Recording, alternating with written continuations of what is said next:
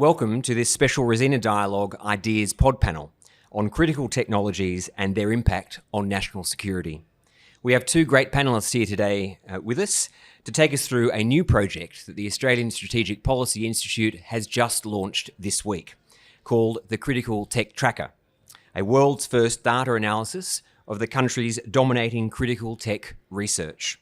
We have with us the lead author and ASPI's data scientist, Gaida, and ASPI's Director of Research and Strategy, Danielle Cave, to take us through this incredible data-driven initiative, which is revealing both in terms of how far in front China is, but also the importance of partnerships. Let's get straight into it. Jamie, I'll start with you. What are the key findings and how did you do it from a methodology perspective? Thanks, Justin.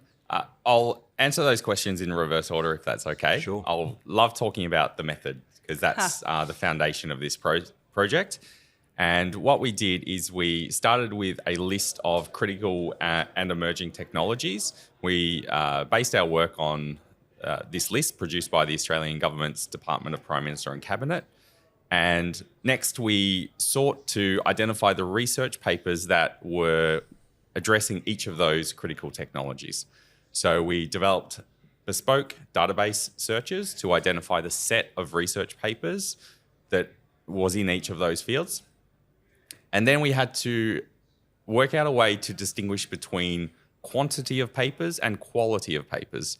So what we did is we sliced off the top 10% of most highly cited papers within each publication year. So it was 2018 to 2022. And once we had that group of high quality, high impact papers, we then apportioned those papers to different countries around the world based on the affiliation address that the author listed in each of those research papers. And we divided the credit according to how many authors there were on each paper and which countries they were from. We aggregated that data both at the country level, but we also dug a little bit deeper and looked at individual research institutions. So that means a university, a lab, a government research body, and yes, thanks Danielle. So some companies as well. So particularly the US tech companies popped up in the research findings. And we did this through very large scale data processing pipelines. We had 2.2 million research papers that we had to process. So obviously we can't do that by hand, so we have to use a data-driven approach. We had to account for the name of the university. We had to account for abbreviated names of the university. We had to account for misspellings of the names of the universities. And all of this work was done over a period of months and months by a really capable and talented team of data scientists. That's fabulous. From a methodology perspective, you mentioned high quality, high impact, and that's definitely what it is. What about those main findings? Yes, so the headline finding that came out of the method was that China is leading on 37 out of the 44 technology areas that we covered. And that's quite a striking observation. A lot of people believed that the US was still in the lead in these technology areas. In some instances, out of these 37 technologies where China is in the lead, perhaps they're only in the lead by 1 or 2%. But some really important technologies, they're producing 5 times, up to 9 times as much high quality, high impact research as the second strongest country. And in almost all cases, it was the US that was the second strongest country. But there was also another group of countries that was following close behind was a second tier group of countries, and that was led by the United Kingdom and India, and they were neck and neck in terms of how many of those 44 technologies they led. Thanks, Jamie. The fact that China is investing heavily in technology is not of itself an issue, but it's how we know they're looking to technology to achieve their strategic objectives that is the problem. So they are indeed very striking findings. Danielle, what do you say to those who might argue that research itself isn't the be-all and end-all, and that research, for example, doesn't show commercial capability. Yeah, look, I think it's important to have that debate about this project, and we had that debate and discussion within the report itself, both in the methodology and in the body of the work. We were very clear to explain what this project is and isn't. So, China is not necessarily leading the world in technologies across the commercialization space. We were looking at high quality research and concentrations of research expertise. So one can argue that even though the US comes second in most technologies, which, as Jamie said, we were pretty surprised by, actually. We thought there'd be a bit more of a back and forth, and that they'd be sharing first place a lot more across those 44 technologies. Everybody knows, and there's a lot of evidence to show, that the US really does excel at commercialization. They have Silicon Valley, their academics and those scientists in their national lab, when they produce research, they focus a lot more heavily on actualising that research, on commercialising it, than lots of other countries do. Certainly in Australia, and Jamie, correct me if I'm wrong, Jamie's a former academic. When you're producing research in Australia, not all Australian academics are thinking about actualising it, are they, or commercialisation? It's very different culturally. So important discussion to have. But we also know that high quality and high impact research does underpin technological strength. Jamie did a lot of great work to show that high quality research is far more likely to be cited in patents, for example. So we very carefully show why this is a really important metric, which not just shows where we are now a little bit, but I think it shows where we're going to be in the next 5 or 10 years. Research findings, I think, lag things like manufacturing and commercialisation. So if we know that China is currently far ahead in defence and space technologies right now in terms of high quality research, I think we can assume that if their ecosystem is really set up to commercialise that research, and it's getting better and better and better, that we're going to see a big flow-on effect over the coming years. So that's why we think this project is so important, Justin. Yeah, it was really interesting, Danielle, because, of course, while research might not show current capability, if one country has a monopoly over research on a series of really important critical technologies that have an impact on national security, it doesn't really matter if their capability is not number one right now, because if they're the only ones doing research, then the trend will show what might happen in 5, 10, 15, 20 years' time. So the brilliance about the critical tech tracker is not just what we're seeing right now, but it's showing a trend, and we all need to focus on where we're going to get to over the next generation. Yeah. Danielle, can I stick with you in terms of whether the research that came through, the data that came through, had you surprised by the results with any country? Yeah, I found a lot of it actually very surprising. We've already talked about China was a bit more in front than we thought. I think we knew India was going to do well, but they excelled a lot more than we thought across a whole range of technologies. And Jamie, you have to jump in here because I'm not going to remember all 44 because we've been so busy the last few days. But they did really well in advanced manufacturing, energy, environment and climate technologies. They were up there in some defence and space. So seeing them number 3 and 4 and sometimes 2, we didn't think they'd be that high up. So that was quite incredible to us, and we've been really trying to explain how important India is now in this science and tech space. I think they're more ahead than they even thought. The UK, I also thought, was higher than I thought they were going to be. I think the UK government will be a little bit pleasantly surprised with these findings. I thought we'd see countries like Israel a little bit more up there. We didn't. Taiwan, you don't either, but Taiwan's an interesting one in that a lot of their best scientists and technologists are in China or the United States. So if they're producing research with a Chinese university or lab or a US university or lab, they are counted from those countries. So there are some really interesting bits of the data. Big surprisings from you, Jamie? For me, I'm going to focus in on Iran, which was a surprise for us to see it popping up in the top 5 countries across a number of technologies.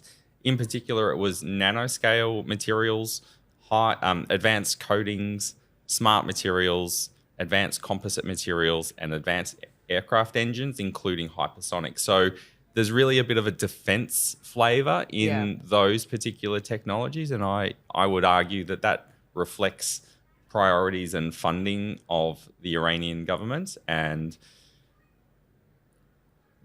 that's something to keep in mind. Yeah, it's a really interesting one. I think with Iran, Jamie, if Iran didn't have some area of expertise in research and bringing research to capability, the world wouldn't be as concerned with its nuclear program. So to a certain extent, what your data has shown is actually reaffirming why democracies around the world should be concerned with the research investment that countries like China and Iran are putting into critical technology. When we collected all the data, Russia was so high on quantity of research output. So across all the technologies, not all, the majority of the technologies, it's up there, often 1 and 2. It is producing a lot of research output on these areas. But as soon as Jamie and the team turn to quality metrics, and you're just looking at, say, top 10% or of quality papers, they just fall off a cliff. They are nowhere to be seen. I think that's a really important finding. Yep. And that was the Russian Academy of Sciences. Exactly. Which is a constellation of different universities under a banner. Yeah. So some countries are putting out a lot of output here. It's just not being cited by their colleagues. It's not coming up in our quality metrics that we put forward in this big website. It's clearly Russia has understood the power of technology over many years, and they've used technology to disrupt many democracies, including the US. What you mentioned earlier, Danielle, in terms of the significant data showing the UK and India quite prominent, it shows from an Australian perspective the importance of the groupings like the Quad and AUKUS, and is exactly why Australia holds those groupings as importantly as we do. Can I? Jump in Jamie, please. With another country that I think was noteworthy, which is Australia, and we do particularly well. We are in the top 5, a total of 9 times, if I remember correctly. Yep. And in particular, I'm going to call out 3 technologies that I think are really important for an Australian audience, and particularly for the Australian government to look at prioritising strategic strategies in this area. And that's things like electric batteries, supercapacitors, hydrogen and ammonia for power, and photovoltaics. And if you group those together, what it tells you is that Australia can really become a green energy exporter to the world. Yeah. So we have the land mass, and we have the sunshine and predictable weather to be able to collect a lot of solar and wind energy. And if we are able to make significant advances in these areas and turn the research findings into the manufacturing capability, we can store that energy and then export it. So we can either collect it and use it in Australian industry to give our industry partners a competitive advantage with low energy prices and availability. And if we improve even further, we can export to other nearby countries. And I'll particularly call out aluminium, that Jenny, one of our co-authors, made a particular point about this, that energy consumption for the manufacture of aluminium is extraordinarily high. It takes a huge amount of energy to turn bauxite, which Australia has large reserves of, into aluminium that you can build houses with. And the data is showing us that the public are willing to pay extra for green aluminium. So there's going to be a growing market for green aluminium, and Australia should become a dominant exporter of certified green aluminium. Really well said, Jamie, and it'll no doubt affirm for the Australian government why they are really investing in critical technologies, critical infrastructure and critical minerals. Speaking of governments, Danielle, how has the reaction been from governments so far? Yeah, really interesting. Look, we tried to engage quite a lot of different governments, obviously our own government in Australia, but partners and allies as well. In the days leading up to the work, or if we were seeing them anyway, we gave them verbal briefings to talk about the findings. I think there's 3 parts to this. One is First, there is a surprise about how well China's doing. Absolutely, I haven't had a government official say to me, "Oh, we knew exactly that was happening." Yet they're quite shocked about some of the individual technology findings. Then they're all looking at themselves. How are they doing? Why are they not in the top 5 or 10? Or Australia does. Not just what Jamie said. We also do well in cybersecurity. We do well in quantum. We might not be in the top 5, but we're often in the top 10. So there are a lot of countries, small and medium, that are arguably punching above their weight. So everyone's looking at themselves, and then they're looking at their universities, labs, and companies. Because India has some fantastic universities in the top 20 across a range of technologies. The US has a lot. China has a lot. Chinese Academy of Sciences comes up all over the data, for example. And then there's a third piece to this, which for me is the most interesting, and what I'm talking to a lot of government officials about, and ministers and advisors from all around the world, is how can they use this work? How can we build it? And realising that it's a free public tool that ASPI's put out there, funded by 2 grants from the United States, one from the US government, one from the Special Competitives Study Project. And now everybody has this data, and essentially every government, just about every government, I think actually every, has said to us they don't have anything like this within their systems, private or public. So I think now having this database that they can use, that they can both use themselves as individuals, but then engage their partners and allies on and figure out ways to better cooperate and collaborate in the critical tech space. It's a really valuable project, I think. And I think what I'd like to do going forward, on the website, you can compare countries, but you can pick groupings of countries as well. So you could say, I want to group US and Canada together, and I want to compare them to Europe, and I want all of Europe together. You can also pick the Quad, and you can pick AUKUS. We have 3 of the AUKUS Pillar 2 techs. We want to add more AUKUS techs. And so I think what we'd like to do with the future phases as we refinance the project and build it out is how can it really be useful for AUKUS? How can Quad countries really use it? And what are new techs that we can add? We can pretty much double the amount of techs we have. We don't want to put too much pressure on the team. It's a lot of data processing and big data collection. But, we've got 44 techs now. We can go to 70 or 80 or 100 would be a really nice round number, wouldn't it? Not too much pressure. But I think that there's huge potential with this project to build it up over the next year, and that's one of the most exciting parts of it, I think. It is very exciting, and I think we'll wrap up with a final question to both of you in terms of what your message is to democratic countries like Australia, flowing from the research. If I can quickly give you mine as an example, that I think over the past couple of decades we've seen democratic governments largely steer clear from technology, thinking that they might stifle innovation. Whereas what we have clearly seen is the need for governments, the private sector and public sector, to work together. And that's the only way that we're going to be able to compete, particularly with the authoritarian regimes. But is there a message from both of you to wrap up this special pod? Absolutely. I've got two comments, and the first is that we shouldn't allow governments to rely on the assertion that high impact research doesn't equate to capability, because we consider this work to be a key leading indicator. And if we waited 5 or 10 years to wait for the capability to match the trajectory that we're seeing in the high impact research, then our options for responding are constrained and the risks increase. The second point, again, is an assertion. So I'm going to argue that the West has over-relied on the assertion that innovation can only occur in free markets that are supported by and led by venture capital funding.